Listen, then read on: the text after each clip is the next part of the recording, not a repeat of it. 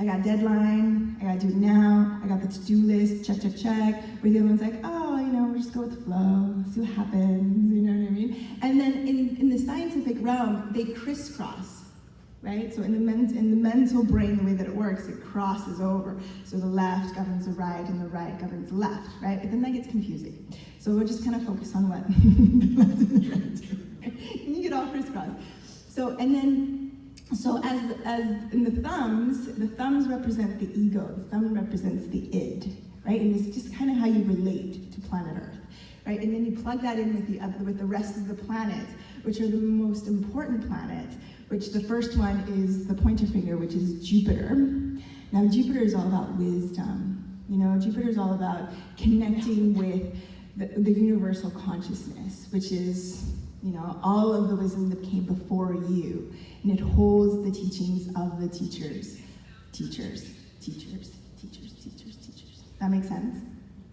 Yeah, so that's why you go into Gyan Mudra, right? Because you want to pull in the wisdom, you want to concentrate, right? And then as you concentrate, you hold it with the thumb, you hold it with the id, you hold it with the ego, right? The self-relating self. And then you draw it in. So you almost create a little bit of a, not a recalibration, but a little bit of an integration as you bring it in. And then you have the Saturn finger, right? Saturn. That triggers you. I mean, it does, because this is what we've been taught. Like, this is, oh shit, like, oh my God, defiant, right? But it's lessons, right? You hear like Saturn returns every 27 years and all that kind of stuff. If you think of the Saturn as not necessarily lessons, but ways to improve. So it's a very impactful, improving planet. So it's meant for you to actually push you into the direction to excel. So it challenges you on the next level to excel, to get to the next, energetic incarnation of your energetic body versus your physical body, right? Because you'll still be living, right? I mean, for some people, right, especially in the artist world, right, at 27 they check out because it's hard, right? Who died at 27 that's in the fame world? Yeah, all of the freaking genius people on the planet, right? 27 years later after 27, who died after that? 27 years after 27, who died after that?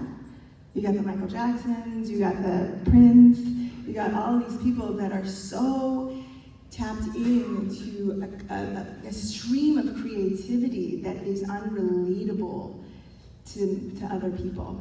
And so they can't hang, they can't handle it, right? Because they can't relate to others, because others haven't gone up there. Does that make sense? Do you get that? Yeah? It's kind of weird, I know, but it's a science. So you got the Saturn.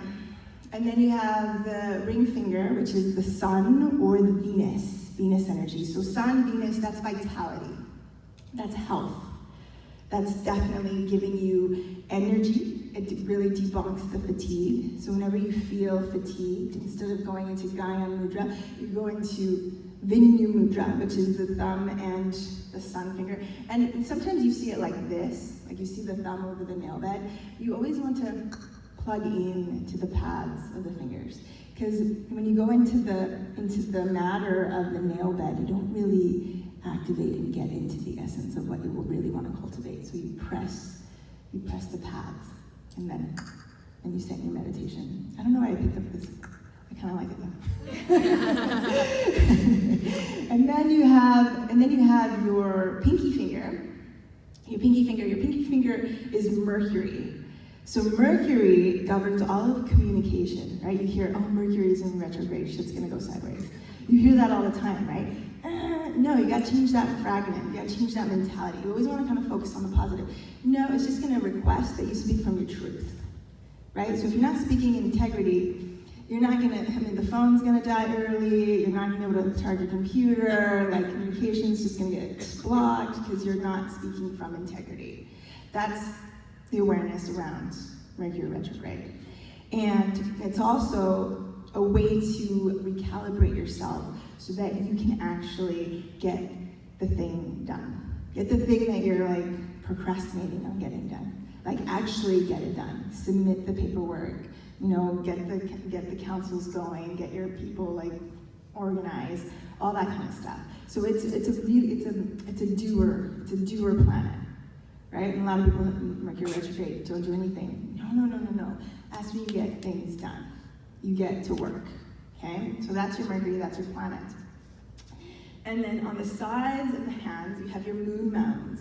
So you have the phases of the moon, right? And you activate them. Yesterday, we were hitting the moon mountains. We were hitting the Jupiter finger.